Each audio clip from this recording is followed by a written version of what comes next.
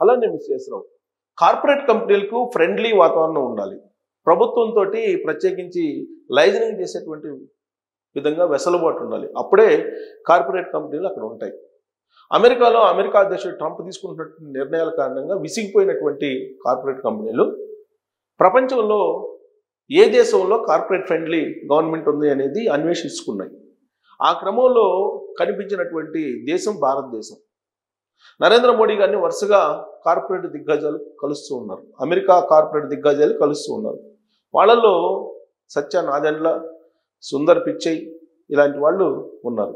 భారతదేశంలో 1,38,000 కోట్ల రూపాయలకు పైగా పెట్టుబడులు పెట్టడానికి సత్య నాదెండ్ల సిద్ధమయ్యారు.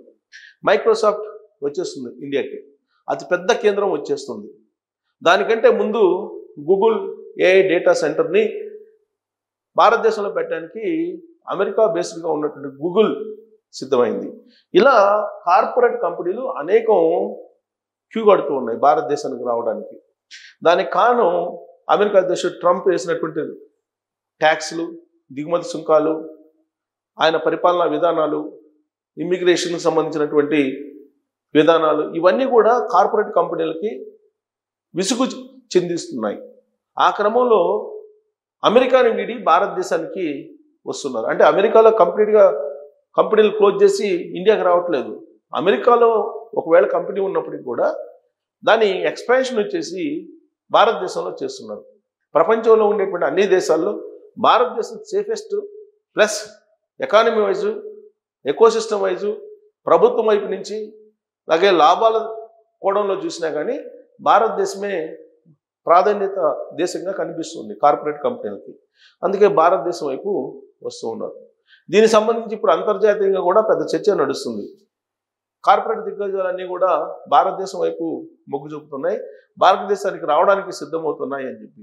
ఇప్పుడు వచ్చినటువంటి కంపెనీల్లో మనం తీసుకుంటే రాబోయేటువంటి రోజుల్లో గూగుల్ కానీ, మైక్రోసాఫ్ట్ కానీ ఇవన్నీ కూడా భారతదేశంలో మెరాకిల్స్ సృష్టించబోతున్నాయి. ఆర్టిఫిషియల్ ఇంటెలిజెన్స్ రాబోతుంది. ఈ ఆర్టిఫిషియల్ ఇంటెలిజెన్స్ కారణంగా మొత్తం టోటల్గా ప్రపంచమే మరొక లెవెల్కి వెళ్ళబోతుంది. మరో తరానికి ఎంటర్ కాబోతున్నారు. ఇది ట్రాన్స్మిషన్ పీరియడ్ అంటున్నారు, మొత్తం టోటల్ భారతదేశానికి కాదు ప్రపంచానికి. ఇలాంటి పరిస్థితుల్లో టాప్ టెక్ దిగ్గజాలు భారతదేశం వైపు చూస్తున్నాయనంటే మానవ వనరులు భారతదేశంలో చీప్గా ఉన్నాయి. మిగతా దేశాలతో పోల్చుకుంటే భారతదేశంలో తక్కువ వేతనాలకే నైపుణ్యం ఉన్నటువంటి ఉద్యోగులు లభిస్తూ ఉన్నారు. ప్రభుత్వానికి సంబంధించినటువంటి విధానాలు బాగున్నాయి. కార్మిక చట్టాలను మార్చేశారు కార్పొరేట్లకు అనుగుణంగా. ఈ మొత్తం అంశాలని బేరీజ్ వేసుకుంటే మొత్తం కార్పొరేట్ కంపెనీలు భారతదేశం వైపు వస్తూ ఉన్నాయి. వీటిల్లో మనం చూస్తే ఇది ఐటీ దిగ్గజాల భారీగా పెట్టుబడులు పెట్టడానికి ఐటీ కంపెనీలన్నీ చూస్తున్నాయి. ఏమేమి కంపెనీలు? Microsoft, Google, Amazon. లేటెస్ట్గా అమెజాన్ భారతదేశంలో పెద్ద ఎత్తున పెట్టుబడులు పెట్టడానికి సిద్ధమైంది. అలాగే మెటా. ఈ కంపెనీలు భారీగా పెట్టుబడులు పెడుతున్నాయి. దానికి కారణం ఏంటంటే సుంకాలు. అమెరికా అధ్యక్షుడు ట్రంప్ విధించినటువంటి సుంకాలు ఇప్పుడు రివర్స్ అయినాయి, వికటిస్తూ ఉన్నాయి. ఆ కారణం చేత అమెరికానే వదిలిపెట్టి ఇప్పుడు పెద్ద పెద్ద దిగ్గజ కంపెనీలన్నీ ముందుకు వస్తున్నాయి. ప్రపంచ మార్కెట్ను, ఐటీ సేవల తీర్థలను ఏఐ ప్రభావితం చేస్తుంది. ఇదే సమయంలో వస్తువులపై అధిక సుంకాలతో, వీసా ఆంక్షలతో అమెరికా అధ్యక్షుడు ట్రంప్ మన దేశాన్ని ఒత్తిడికి గురి చేస్తున్నారు. ఇటువంటి కీలక తరుణంలో అంతర్జాతీయ కార్యకలాపాలు సాగిస్తున్న ఐటీ దిగ్గజ సంస్థలు మన దేశంలో తమ కార్యకలాపాలు విస్తరించడానికి క్యూ కట్టడం సంతోషకర పరిణామం. ప్రధానంగా ఏఐ, క్లౌడ్ విభాగాల్లో పెట్టుబడులను ఈ సంస్థలు ప్రకటించి ఆయా కంపెనీల ఉన్నత స్థాయి అధికారులు మన దేశాన్ని సందర్శించడమే కాకుండా ప్రధానమంత్రిని, ఇతర నేతలను కలిసి తమ ప్రణాళికలు వివరిస్తున్నారు. అమెరికాలో వీసా ఆంక్షలు, అధిక వ్యయాల నేపథ్యంలో భారత్లో ఐటీ నిపుణుల లభ్యత అధికంగా ఉండడం, ఖర్చులు తక్కువగా ఉన్నందునే కార్యకలాపాల విస్తరణకు ఈ కంపెనీలు మన దేశంలో కొత్త పెట్టుబడులకు ముందుకు వస్తున్నట్లు నిపుణులు విశ్లేషిస్తున్నారు. దేశీయ ఐటీ కంపెనీల్లో వాతావరణం కొంతకాలంగా స్తబ్దుగా ఉండగా అగ్రశ్రేణి సంస్థలు పెట్టుబడుల ప్రణాళికలతో మళ్ళీ కలకల్లాడుతుందనే ఆశాభావం కలుగుతుంది. ఇటీవల కాలంలో ఐటీ కొంత సర్దుగా ఉంది. ఇప్పుడే దిగ్గజ కంపెనీలన్నీ భారతదేశానికి వచ్చేస్తున్నాయి. దీంట్లో కొంత ఆశాజనకమైనటువంటి పరిస్థితి నెలకొంది. మైక్రోసాఫ్ట్ మన దేశంలో 5 ఏళ్లలో $17.5 బిలియన్ అంటే సుమారుగా 1,58,000 కోట్లు పెట్టుబడి పెట్టనుంది. ఈ సంస్థ ఇటీవల కాలంలో ప్రకటించిన అతిపెద్ద పెట్టుబడి ఇదే. ప్రధానంగా క్లౌడ్, ఏఐ సామర్థ్యాలను పెంపొందించుకోవడానికి, నైపుణ్యాల విస్తరణకు, ప్రస్తుత కార్యకలాపాలను బలోపేతం చేయడానికి ఈ నిధులను వెచ్చిస్తారు. ఇక అమెజాన్, ఈ కామర్స్ దిగ్గజం అమెజాన్ 2030 నాటికి మన దేశంలో $35 బిలియన్ అంటే 3,15,000 కోట్ల పెట్టుబడి పెట్టనుంది. ఏఐ ఆధారిత డిజిటలైజేషన్పై దృష్టి కేంద్రీకరిస్తామని, తత్ఫలితంగా భారత్ నుంచి ఎగుమతులు పెరగడమే కాకుండా పెద్ద ఎత్తున ఉద్యోగాల కల్పన జరుగుతుందని అమెజాన్ వివరించింది. ఏఐ వెబ్ సర్వీసెస్ సామర్థ్యాన్ని విస్తరించడానికి తెలంగాణ, మహారాష్ట్రలో $12.7 బిలియన్ అంటే 1,14,000 కోట్లు పెట్టుబడి పెట్టనున్నట్లు గతంలో అమెజాన్ ప్రకటించింది. కొన్ని ఇతర ప్రాజెక్టులను కూడా కలిపి మొత్తంగా పెట్టుబడులను $35 బిలియన్ పెంచనున్నట్లు తాజాగా ఈ సంస్థ వెల్లడించింది. మన దేశంలో అమెజాన్కు 1,20,000 మంది ఉద్యోగులు ప్రస్తుతం ఉన్నారు. రాబోయే రోజుల్లో ఇంకా పెరిగే అవకాశం ఉంది.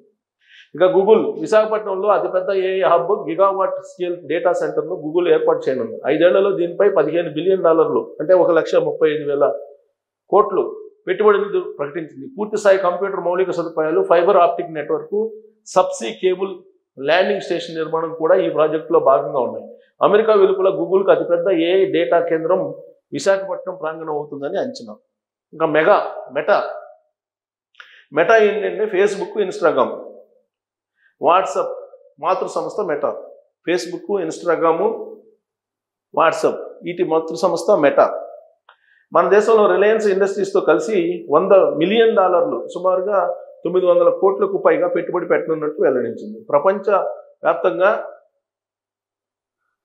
వ్యాపార సంస్థలకు అత్యాధునిక ఏఐ సేవలు అందించేందుకు ఈ పెట్టుబడులను సిద్ధం చేస్తుంది. సిఫీ అందించేందుకు ఈ పెట్టుబడులను సిద్ధం చేస్తుంది. సిఫీ టెక్నాలజీస్తో కలిసి విశాఖపట్నంలో 500 మెగావాట్ల డేటా సెంటర్ ఏర్పాటు చేయడానికి సిద్ధమవుతుంది. భారత్లో సెమీ కండక్టర్ ప్రయాణంలో కలిసి నడుస్తామని ఇంటెల్ సీఈఓ ప్రకటించారు. విశాఖపట్నంలో కాగ్నిజెంట్ సేవలు ప్రారంభించేందుకు ఆ సంస్థ సీఈఓ కూడా భారత్కు వచ్చారు. సో ఇంటెల్ కానీ, అమెజాన్ కానీ, మెటా కానీ, గూగుల్ కానీ ఇవన్నీ కూడా, మైక్రోసాఫ్ట్ ఇవన్నీ కూడా ఇప్పుడు భారతదేశానికి వచ్చేస్తున్నాయి. భారీగా పెట్టుబడులు పెట్టబోతున్నాయి. దీని ఫలితాలు మనకు 2030 నాటికి చూడబోతున్నాం. ట్రంప్ చేసినటువంటి మంచి పని ఏంటంటే దిగ్గజ కంపెనీలని అక్కడి నుంచి తరిమేస్తున్నాడు ఆయన.